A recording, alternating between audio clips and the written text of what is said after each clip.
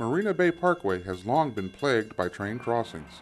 The city of Richmond, with the help of some other local agencies, have come up with a solution, and also helped to make a memorial to one of its fallen police officers, Officer Bradley Moody. What I'd like to do is start this morning's event with a moment of silence. The name of this underpass is special because it honors Officer Bradley A. Moody, who tragically lost his life in this vicinity just really a short time ago, it feels like. And so in many respects, this is hallowed ground, and I really do want to acknowledge that. And in doing so, I also want to acknowledge all of our public safety personnel, and in particular our police personnel who turned out in such a great number and who do such a fine job for the city of Richmond, and certainly Brad Moody was an important part of that wonderful police department that we have. Thanks so much. I'm very pleased to be here and really glad to join you, and I want to thank obviously the city officials, Caltrans, the commission, the neighbors, the community here, all the people who worked on it, but also I want to give acknowledgement to Officer Moody's family who is with us, because obviously today, as has been mentioned, we are honoring Officer Bradley Moody, who was killed in the line of duty. And by honoring Officer Moody, we are also honoring all of our public safety workers, police, fire, and others, who each and every day put their bodies on the line for us. And I think that's very important. We always, it breaks our heart when we lose any of them, but we're in solidarity always with the good work that they provide to our communities, and we honor their excellent work.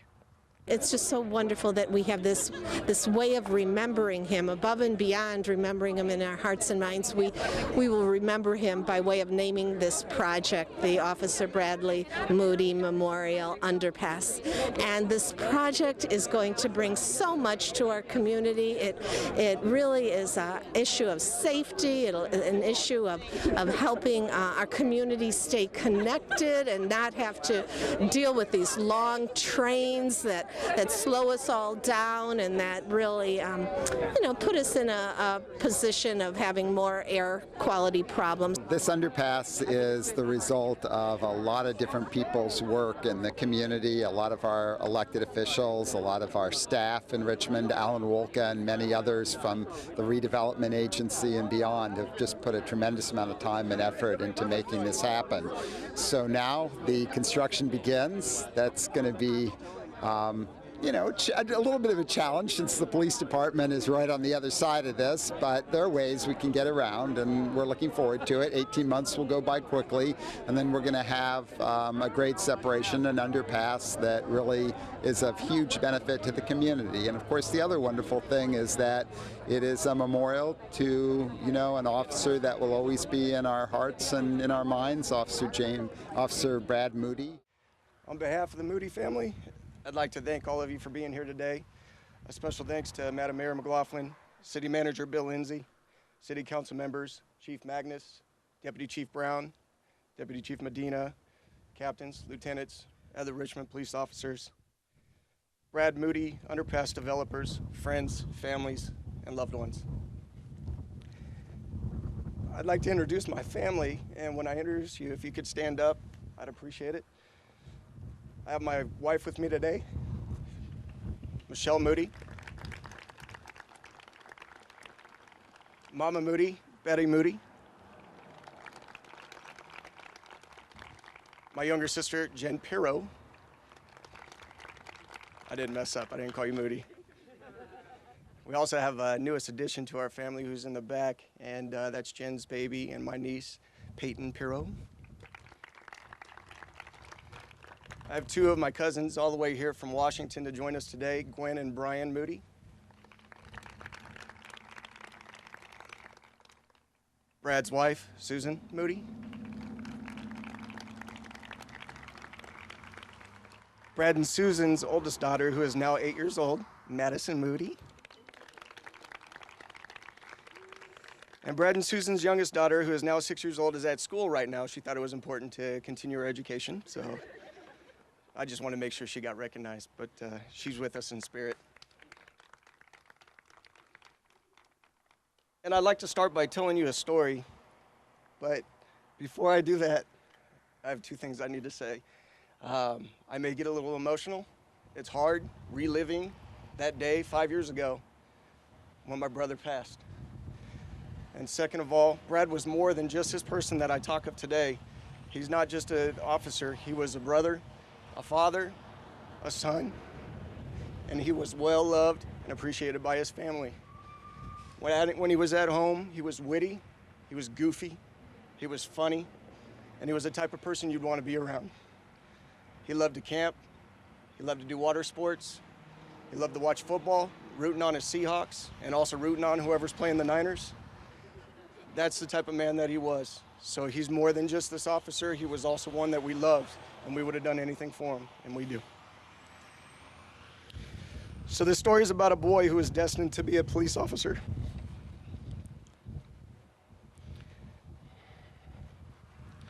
There was once a young boy named Brad who at the age of 5 ran up to his mother and said, "Mom, when I grow up, I want to be a police officer." His mother looked at her son, who had a twinkle in his eye and determination written all over his face, and replied, "That's good, honey. They protect and save lives." "I know, Mommy," Brad replied. "I too want to protect and save lives." With his determination to become a police officer, Brad's journey began. Almost everything he did from that point forward was directed to him becoming a police officer. As a young boy, Brad would play games such as Cops and Robbers, where he would always be the cop. He had a collection of Matchbox cars that he would race against each other, with the patrol car always being the winner. Brad had set his dreams of becoming a police officer, and nothing was going to stop him. Brad soon became a teenager and was about to enter high school. Prior to getting his 9th grade schedule, he met with a high school counselor to get him placed in the correct classes to help him prepare for his future. The counselor sat across from Brad and asked, "Do you have a career field in mind that you are interested in?" Without any hesitation, Brad replied, "I'm going to be a police officer." The counselor replied, "Very good profession. Let's get you enrolled in classes that will help you get headed in the right direction." Brad worked hard all through his high school years. He was active in sports, maintained a GPA of 3.7, and stayed out of trouble. Brad knew that everything he did, whether good or bad, could affect his chances of becoming a police officer. At the tail end of his teenage years, Brad was now becoming a young man. Brad knew his next step to his journey was to attend a college. Brad enrolled himself in classes at a local community college that provided numerous criminal justice courses. Brad took an average of 4 to 5 classes during his college career in order to complete his prerequisite courses and criminal justice courses in a 2-year time frame. When he wasn't studying or working closely with the campus police, he was working a part-time job or surfing the internet looking for police agencies in the hiring process. After 2 successful years of college, Brad graduated from Solano Community College with a 3.5 grade point average and 2 AA degrees, 1 in liberal arts and 1 in criminal justice. Brad was now 20 years old and was determined to find an agency to hire him and sponsor his way through a police academy. Brad traveled to numerous agencies ranging as far south as Los Angeles, all the way north along the Oregon coast. He tested well in his academic evaluations, physical agility tests, and oral boards, but due to his young age and lack of experience, he could not find an agency to hire or sponsor him. This caused Brad to become a little discouraged and question if he would ever get hired as a police officer. One night, Brad spoke with his father to discuss his frustrations and discouragements. Brad's father looked at him and said, "Son, don't give up on your dreams. We have other alternatives that will help you get one step closer to your goal. Enroll yourself into a police academy, and you can stay with your mom and I until you graduate. Once you are done, you can reapply with local agencies, but this time you will have a post certificate in hand." With that little bit of encouragement, Brad did just that. He enrolled into the Contra Costa County Basic Academy class 143. Brad worked hard every day while he attended the academy, He studied every night, stayed physically fit, and passed all phases of the academy without remediation. At the completion of the academy, he finished overall number 3 in his class of approximately 30 students. He received 2 awards, the first as top shooter, the second as top athlete of his academy class. His accomplishments did not go unnoticed. While Brad attended the academy, there was a Richmond officer who was assigned to the academy as a training officer for the recruits. This officer noticed Brad's excellent work ethic, determination, and leadership. This officer believed Brad would make a great fit as a Richmond officer. With the demand for police officers increasing, this training officer requested for a speedy hiring process for Brad. In fact, the department was so interested in what he had to offer, immediately after his academy graduation ceremony, Brad was pulled away from his family to begin the hiring process.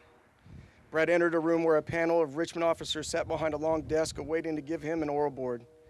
Richmond noticed they had the next potential police candidate on their hands and did not want to let this diamond in the rough go explore other agencies. Brad never gave it a thought to explore other agencies, and a few months later, Brad was pinned as a Richmond officer, serial number 1333, badge 228. This young man had now become a man who could finally say, "I am a police officer, and a police officer for the city of Richmond." Although Brad had accomplished his goal of becoming a police officer, he knew that he had to prove that he deserved to keep the star on his chest. Through hard work, dedication to the job, and understanding all of the laws, Brad proved to his training officers during his training phase he was a perfect fit for the Richmond Police Department.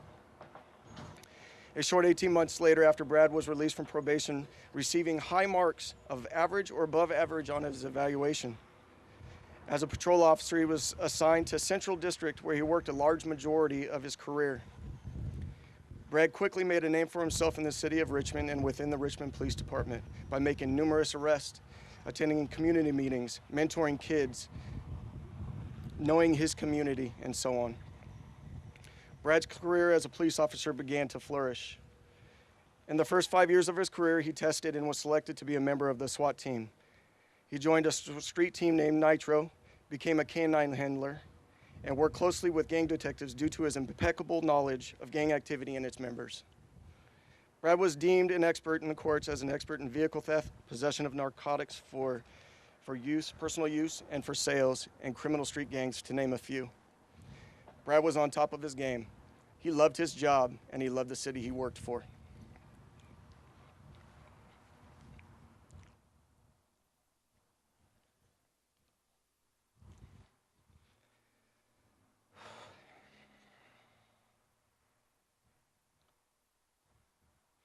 On the morning of October 4th, 2008, Brad awoke in the early morning hours. He put on his Richmond BDU police uniform and kissed his 3 girls as they lay asleep in their beds.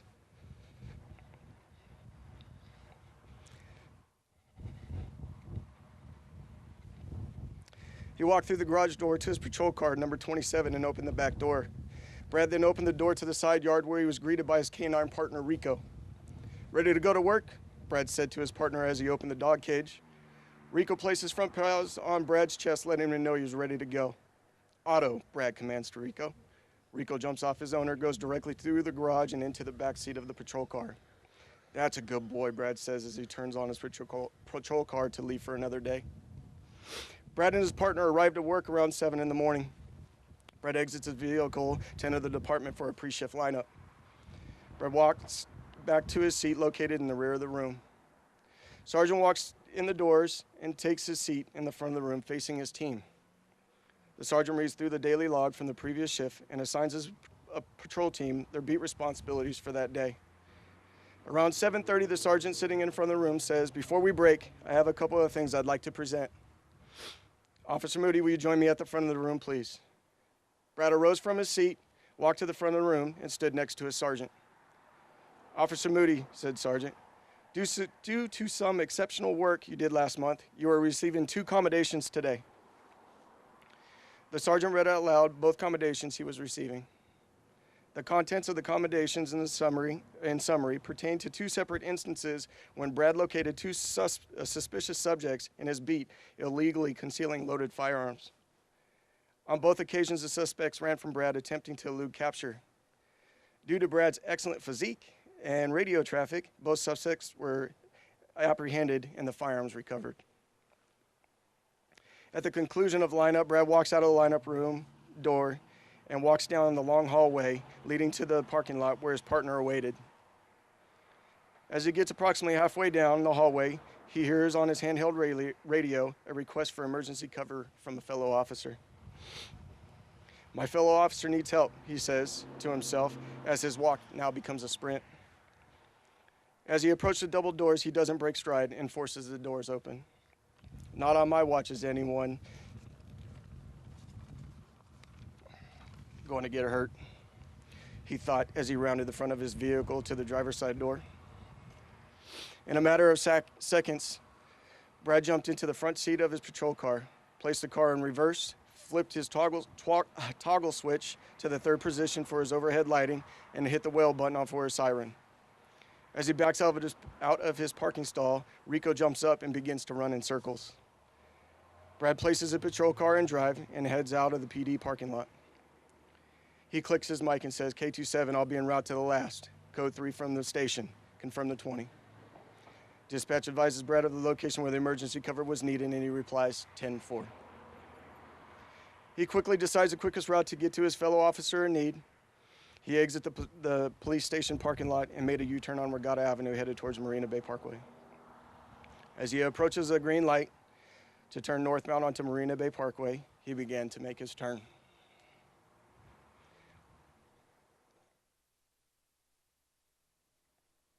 What happens in the next 3 to 5 seconds changed Brad's family's lives, the Richmond community, and the Richmond Police Department forever. As Brad made his turn off of Regatta onto Marina Bay Parkway, he lost control of his vehicle.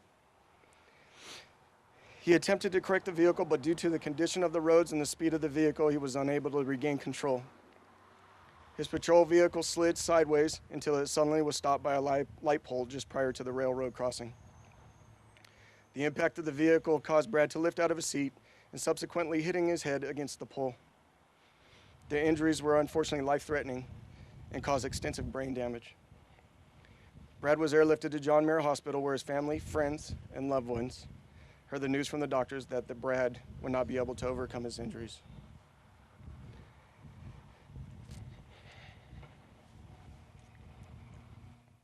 As Brad lay peacefully in his hospital bed, his family was reminded of that little boy who ran up to his mom and said,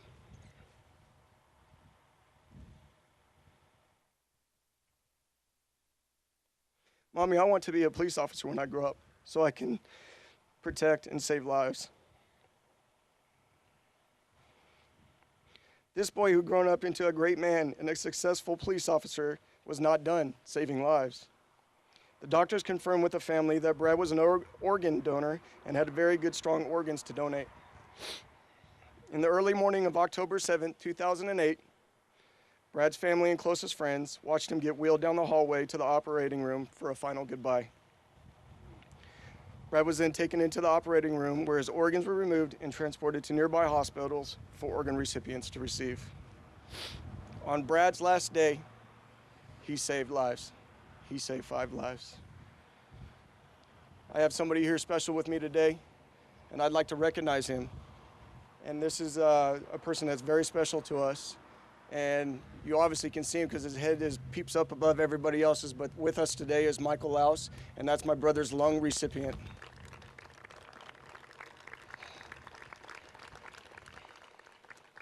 Thanks for being here, Michael.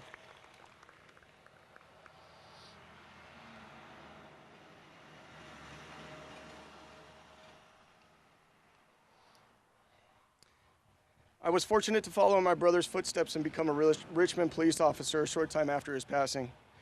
Working in the same city where my brother once patrolled has given me a privilege to come in contact with many people who knew my brother as an officer. Some of those individuals will sometimes share a memory with me of a time they came in contact with my brother, the officer. One of my favorite shared memories was told to me about 4 to 5 months ago. I was in the local Target shopping center getting supplies with my partner, Officer Raditich. We walked up to the nearest cash register and stood behind a little elderly lady holding a sun hat. The lady turned around, noticing we were police officers, and said, "Good afternoon, officers." I responded with, "Good afternoon, ma'am. I see you're going to purchase a sunhead. Are you planning on doing some gardening today?" As she began to answer, I could see her direct her attention to my partner's name tag and then to mine. "Why, yes," she said, with her head now slightly tilted and a confused look on her face. "It's a beautiful day to do some gardening." She then followed her statement with a question I have heard over 1,000 times since becoming a police officer. "Are you related to Officer Moody who died in a car crash?" "Why, yes, ma'am," I replied. "Brad is my younger brother." "Oh, God bless you and Officer Moody," she says. "What a great man he was." I followed up by asking, "So you knew my brother, ma'am?"